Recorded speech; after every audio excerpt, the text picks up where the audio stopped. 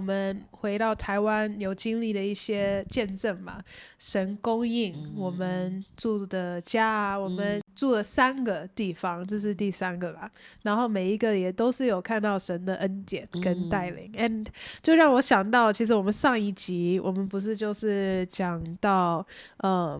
爸爸有提到对富裕的那个富裕贫穷心态的那一集，爸爸有提到你们出来全时间的这个见证嘛，然后就有人留言说为什么要做这件事情，好像牺牲自己的孩子， Why would you sacrifice your children to pursue God？ 我读到那个 comment I was like what？ 为什么他听到爸爸的见证还会有这种的结论？因为这完全不是我的经历啦， I'm the child in this situation， 我完全没有感觉到爸爸妈妈好像在牺牲我们，但是我相信我当然也知道有很多家庭，可能宣教士的家庭啊，或者牧师的孩子，他们可能会的确会觉得我被牺牲了 you know like 爸爸妈妈都在教会服侍，或者为了服侍，为了事工，好像这个家庭被牺牲 and stuff So I know that happens， 但是我感觉我们家并不是这样子。那还有另外，也就是说，其实我们你为什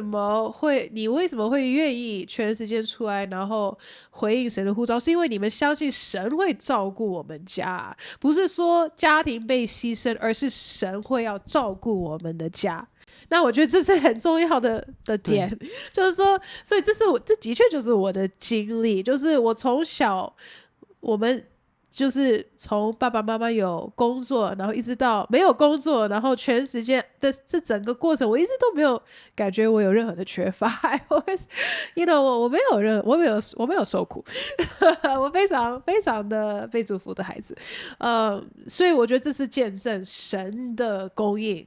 所以我觉得很多人可能他不懂，他不明白，但的确我觉得神是有在供应我们，神有在祝福我们的家，所以这是我想要讲清楚的一个点，就是 no， 我觉得爸爸妈妈全职出来不是在牺牲孩子，而是我们感觉到更大的祝福，然后看见信心的结果这样子。 so我要讲一个见证啊，这个 Melody 可能都还没有听过这个见证呀。因为其实我40岁信主哈，那个时候其实我在40岁之前我是一个非常爱读书的人，我读各种各样的书，不管是科学的啦、技术的啦、哲学书等等我都很爱念书，可是就是没有读过圣经。结果我40岁那年我信了主之后我开始读圣经当初其实是因为想要去考证那个牧师跟我讲的有关这个以色列复国中东战争这些东西，因为他告诉我这个摩西在3500年前就已经写下来以色列会复国这件事然后也跟我讲到说启示录里面还有很多的预言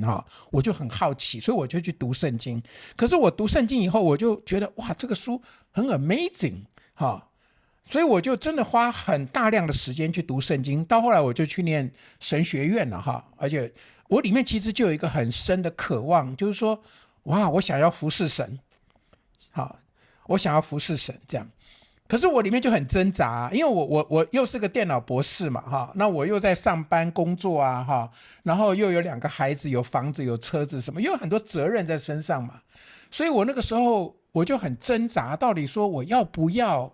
把工作放下来，我真的去念神学院，然后全时间，我里面就有一个很强烈的这样的感觉，可是我不知道时间到底怎么样，或者是我自己要做这个决定吗这样。结果后来有一天我就那时候刚好就回台湾在台北，我记得我坐公共汽车就看到一群年轻人在公车上，他们在公车上在那边唱歌，他们小小的他们自己在那边唱歌，那我一听我就知道他们在唱福音歌嘛我就凑过去，我就用英文跟他们对话，我说你们是外国人怎么会来台北这样。他说我们是来台北做宣教的这样那我就跟那个其中一个年轻人讲，我说我是有一点困惑，我想问问你看看你有没有什么答案我说我也是基督徒，我是一个 young Christian 有想要服侍神那我该怎么做我就问那个年轻人20几岁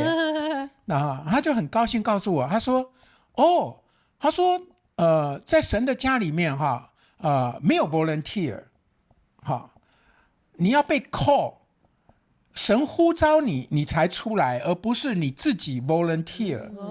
他说神的军队是神呼召的，这样。他说你要等候神的呼召。我说怎么准备呢？他说 prepare yourself， 你自己预备自己，然后时候到了他就呼召你。我说预备自己，所以我不是说要先辞掉，我心里在想说，我不是先辞掉工作去念神学院，而是我可以一面工作一面去念神学院。我里面大概就这样思考说，大概可能是这个意思。然后我就在问第二个问题我说哎呀，那如果我全时间出来服侍神，那我的孩子怎么办？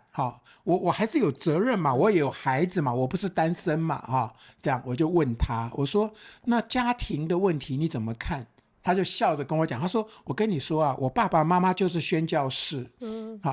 那自从他们就是全时间出来做宣教士之后，我们全家全世界到处跑，我已经跑了很多国家，我学会很多的语言然后接触很多的人，我的世界观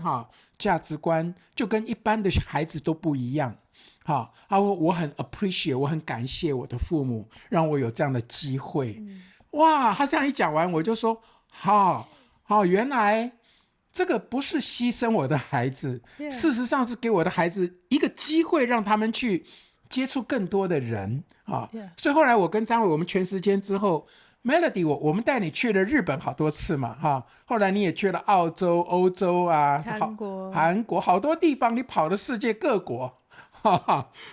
然后你的眼界、你的价值观就跟很多人都不一样了Yeah, I think so. 所以是很大的祝福然后神真的就是当你愿意，我觉得他说是牺牲，的确也是一种牺牲，但是不是我们所认为的牺牲就是你要愿意放手交给神，让神来用他的方式来带领你们的家。